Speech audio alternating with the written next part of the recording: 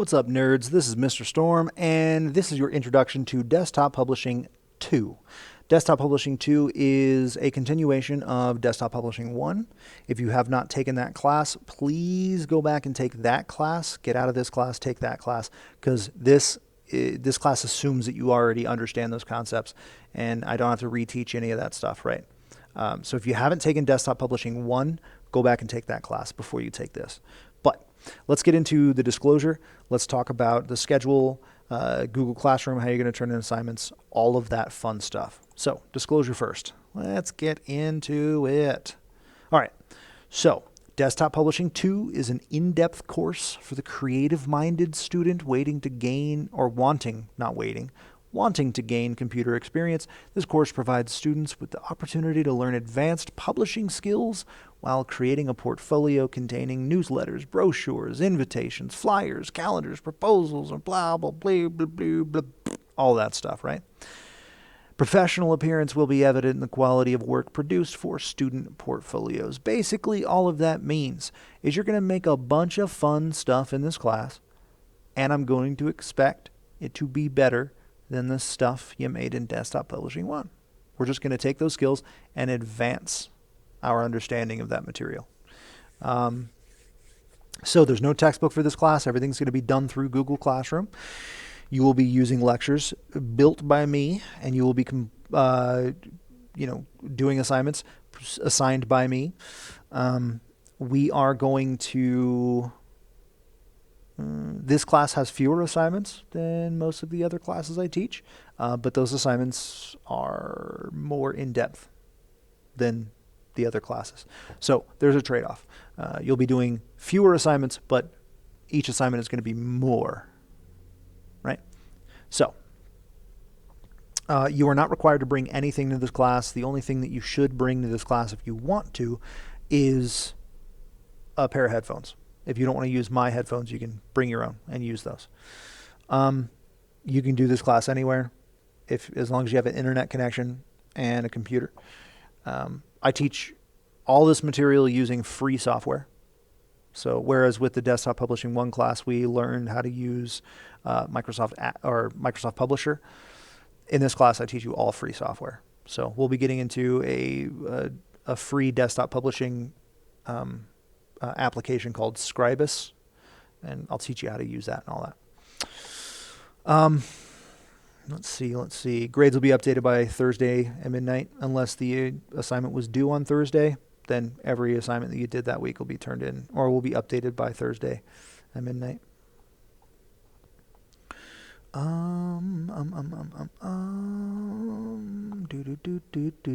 have something to do every day in this class, so there's never a day where you're going to show up and not have something to do. If you're working faster than my schedule, I expect you to use that time to improve your skills in this area. Absences of makeup policy. Look, I mean, honestly, at this point, you're in Desktop Publishing 2, so you already have done this a little bit before. You shouldn't be turning in assignments late. There's no reason for it, okay? If you're not going to be here for an extended period of time, if you know you're going to miss class, do the assignment before, okay? Turn it in before. There's no reason to be missing assignments anymore. That's part of being a professional. That's part of being responsible. Please don't do it. So here's the deal. What's going to happen if you don't turn in an assignment by the due date? It's going to get recorded as an M in Aspire, which is a missing. It's going to be a 0, okay? When you turn in the assignment late, you'll automatically lose 25% right off the bat, right? Doesn't matter why you were late. Doesn't matter. You're just going to lose 25%. If you do turn in an assignment late, you must send me an email letting me know you turned it in, okay? I'm not going to go back and check unless you let me know, hey, I just turned in this assignment. Please, can you check it? I need to know what the name of the assignment is. I need to know that you're in Desktop Publishing 2. And I need to know what class period you're taking Desktop Publishing 2. I need to know all of those things. And your email must have a subject line, or I won't read it. I'll delete it, right? It's a security thing. So make sure you have all those things. Follow all the UMA rules. Do not plagiarize. I can reverse Google image search everything you send me. If you can find it online, I can find it too. So don't plagiarize because it'll be an automatic 0. I will report it to the office and we'll deal with it as we have to. That's pretty much my disclosure. It goes without saying that I think if you've taken my Desktop Publishing 1 class, you probably already understand how I do things and my style of teaching.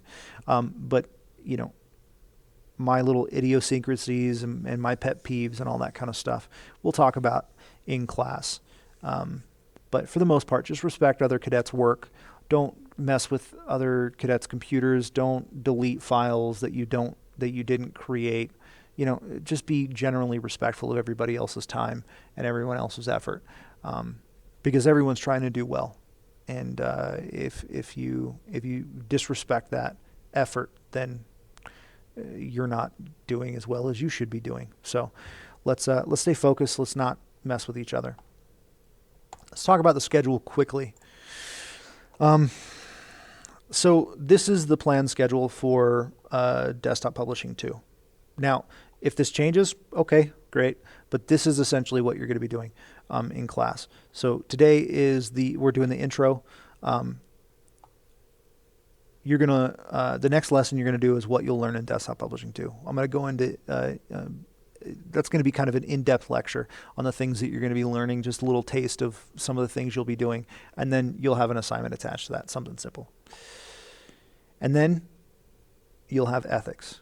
We'll talk about how to find material and use it correctly. We'll talk about copyright. We'll talk about all that stuff that we've talked about before, but I need to rehash it again so that you understand, to refresh your memory. So we'll have an ethics lesson. And then we'll teach you how to use Scribus, which is the new material or the new application that we're going to use for managing our documents and organizing them in a way that makes sense. So I'll teach you how to use that. And then for the rest of the first term, we're going to really be dealing with multi-page documents. And we're going to be dealing with typesetting documents that already exist or creating multi-page documents. So for example, right here where it says novel, that's not me asking you to write a whole novel. I will give you material, basically, 5 or 6 chapters of a novel, and it will be in a raw format, basically just the text. And it's going to be your job to use Scribus and your, what you've learned about typesetting, what I'm going to teach you about typesetting, to make it look nice, make it look good, so that it can be printed and it looks like a novel's supposed to look. So that kind of stuff. So you'll notice that for September 12th and September 14th, you're working on this assignment. So basically that's a week. You have a week to complete this material, right? So that's 2 class periods that you come in, you're going to be working on this assignment. And then the next one, textbook, and then magazine article, then newsletter, then play program, right? Each of these are going to be slightly different, but it's really just working these skills, trying to make the right design choices for whatever document it is that you're working on. And that's what we're going to focus on the first term. Second term, we're going to focus on a little bit of drawing. We're going to talk about the difference between a vector graphic and a raster graphic. I'm going to teach you how to use Inkscape. If you've never used it before, it's a fantastic tool and it's free. I'm going to teach you how to use Inkscape. We're going to talk about some of the specialized tools you're going to need. I'm going to teach you how to draw little ninja characters. Then I'll teach you how to draw full scenes. And then we're going to work for 2 weeks on creating a comic book. You will write and draw and basically publish your own comic book. Okay. Then after that, from November 30th through December 14th, when we go to Christmas break or holiday break, you will be writing a children's book. You'll be writing, illustrating, typesetting, and publishing a children's book. Now, the reason why I'm telling you about these 2 projects beforehand is because I want you to have as much time as you possibly can to start working on the creative side of this. Planning out, what do you want your comic book to be? What do you want your children's book to be? You can start thinking about this stuff early. You're not going to really need to focus on it until, November, but it's good to start thinking about it now. Because it is a lot of work. I've given you a lot of class time to work on it. But, some of you may need more time to do all that stuff. So I don't know, just start thinking about it now. And then we're going to finish it up with a portfolio where you're going to collect all your fun work, all your good work, and you're going to, put it together and give me a portfolio. But that's basically it. You already know how to use Google Classroom. If you don't, figure it out or come ask me and I'll help you. But other than that, I mean, that's pretty much it for an intro. At this point, you can move on and start working on your assigned work. Again, you can go faster than my schedule, but you can't go slower. So go as fast as you need. And if you find that you have some extra time in class, use that time to, make another version of the document that you just put together, or, work on some of the skills that you want to work on. Open up image editing software and do some more stuff in there. So it's completely up to you. But as long as you're being productive and professional and you're doing something that is making you better at these skills.